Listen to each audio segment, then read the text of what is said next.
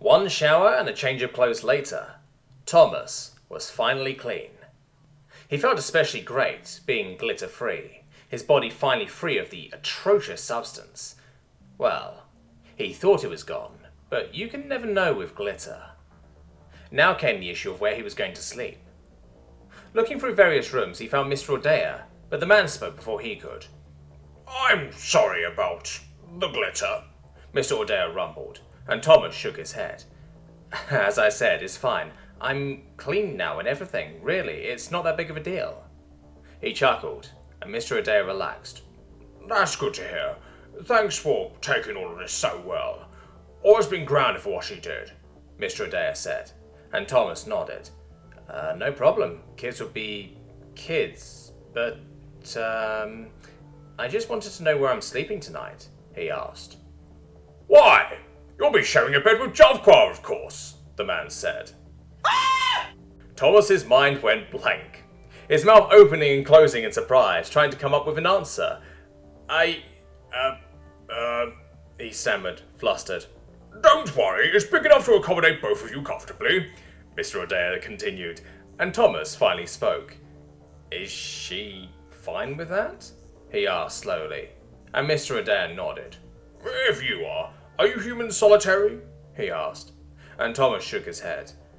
No, I suppose there's no problem, he said almost inaudibly.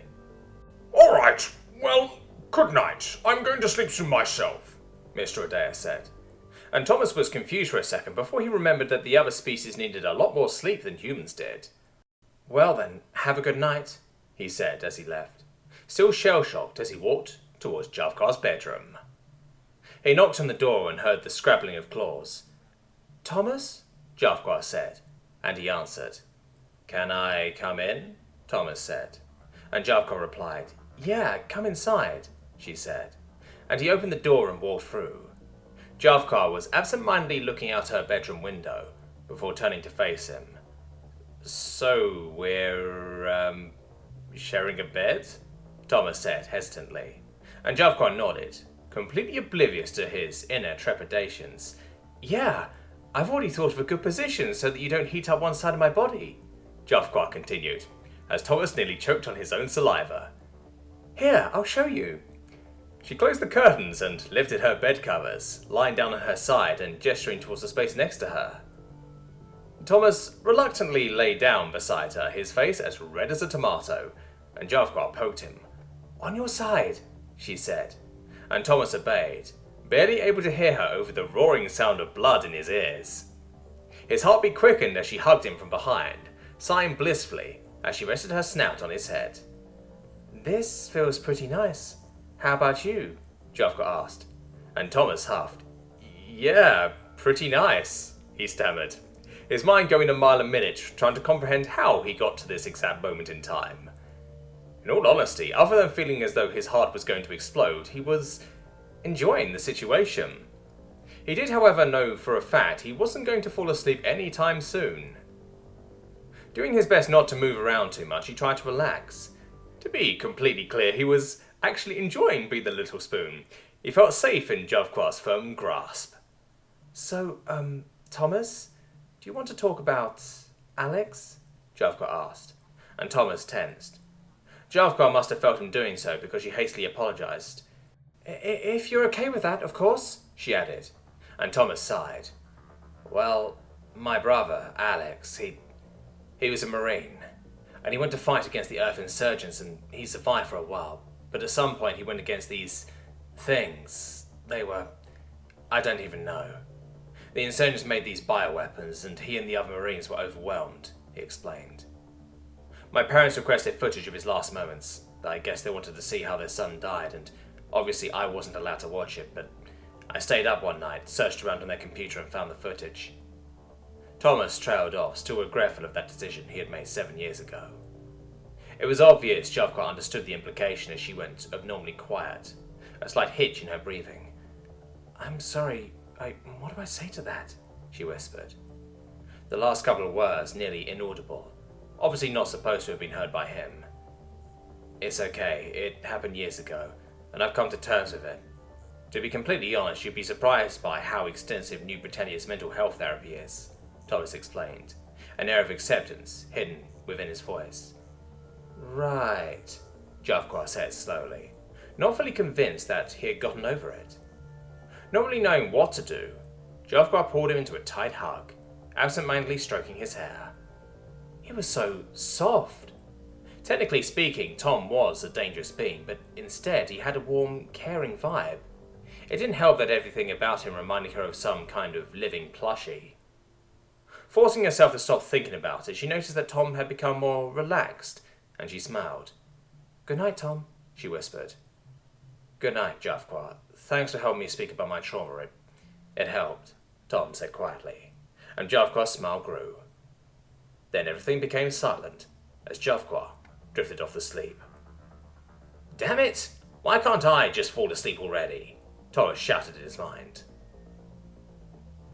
For the first time in a long time, Thomas felt as though he had actually rested after sleeping, even if the first couple of hours were spent wide awake, contemplating the intricacies of the universe, as you do. But once his mind slowed down and allowed him to doze off, he was able to sleep with a genuine smile, albeit a small one. Even now, as he slowly escaped Jafqua's arms, making his way down the stairs and into the kitchen for breakfast, a small, dimpled smile rested on his face. From what he could tell, everyone else was still asleep. The day prior, Thomas had asked Mrfaye, Jafqua's mother, if he could make breakfast in the morning, as he'd most likely be the first to awaken. She'd explained where everything was and how to use it. All there was left for him was to get started. Firstly, he went down to the basement meat storage and grabbed some large cuts. Then he went back up and started preparing breakfast. As he began to season the meat, history nearly repeated itself as he nearly emptied an entire pack of Thai Lanka mercantia onto all the pieces, thankfully stopping himself before doing so. Instead, Thomas only used the ultimate spice on his own food and used the normal weak R seasonings on the others. He then placed them into the oven in trays as he went to look for eggs. Searching around the kitchen, Thomas was able to find a container holding oddly large eggs with light green coloration. Grabbing the eggs, Thomas began to fry them.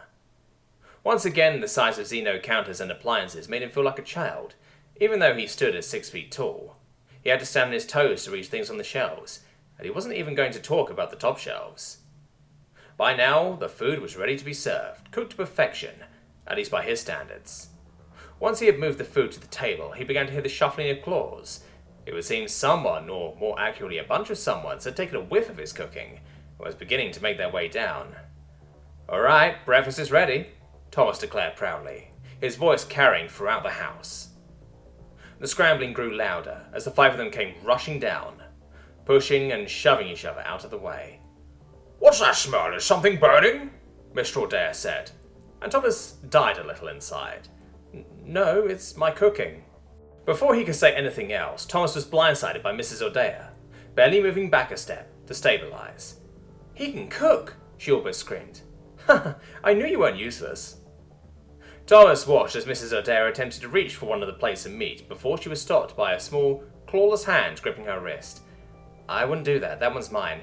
It's basically laced with tin Lanka mercantia," Thomas explained calmly, a small smile once again gracing his lips. Yet, thanks to the context, it came off as a lot more threatening than what he was aiming for. Mrfaye was sweating by the time he finished talking, or at least she would have, if not for the fact she was biologically incapable of doing so.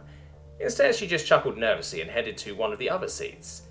The tension was then broken as Jafqua's giggles filled the room.